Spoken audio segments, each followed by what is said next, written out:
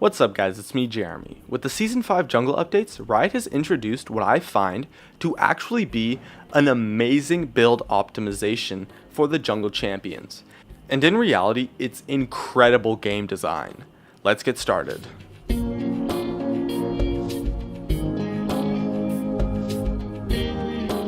Now, the way the jungle build fleshes out is actually really interesting. Everyone starts with a hunter's machete, no question about it, 100% you go machete at the start. This means that at the start of your game, your itemization is really simple. After that, you flesh it out into a smite upgrade and then a more full-on stats upgrade. And the thing is that each individual item choice, all 16 of them, are so incredibly different from one another.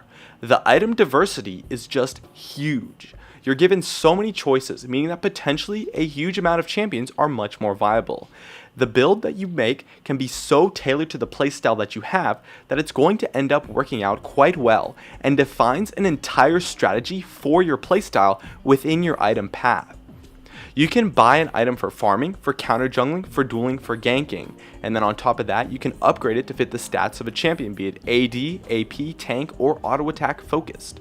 This type of build diversity that defines and empowers your playstyle is so incredibly healthy for the game, since it creates a ton of viable options covering pretty much every possible path that fleshes out from a single must-buy starting component to keep things simple at the start. In addition, the interaction the items cause with Smite is also a really strong feature, creating your summoner spell that on paper is pretty boring to be, in essence, very dynamic. Based on which item you buy, you can change the way you jungle completely.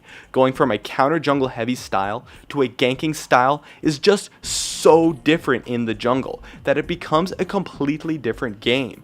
I mean, a big part of the reason why so many champions are not strong is because of a lack of choice in playstyle. And if you have a champion whose playstyle doesn't fit the meta, they become basically just a weak champion. But when you have so many options in your playstyle like you do in the jungle right now, that you decide in your item build, it really creates a hugely diverse meta, which is an amazing thing that League hasn't ever really had.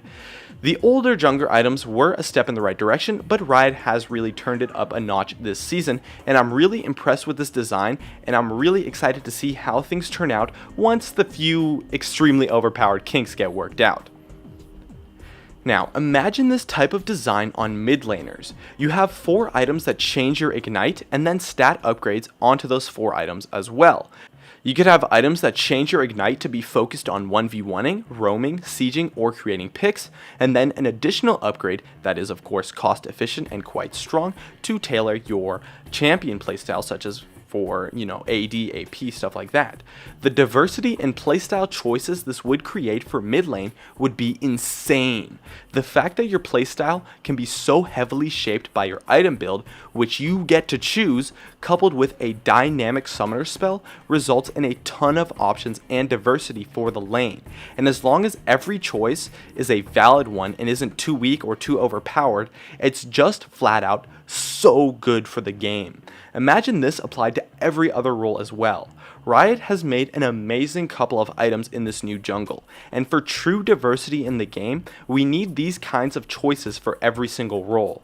The only problem is that it can be a little bit confusing at first since you just have so many options, but players do learn to itemize with time. Anyways, my name is Jeremy, and that's it for my video on why the new jungle items are the best thing to happen to the game in Season 5.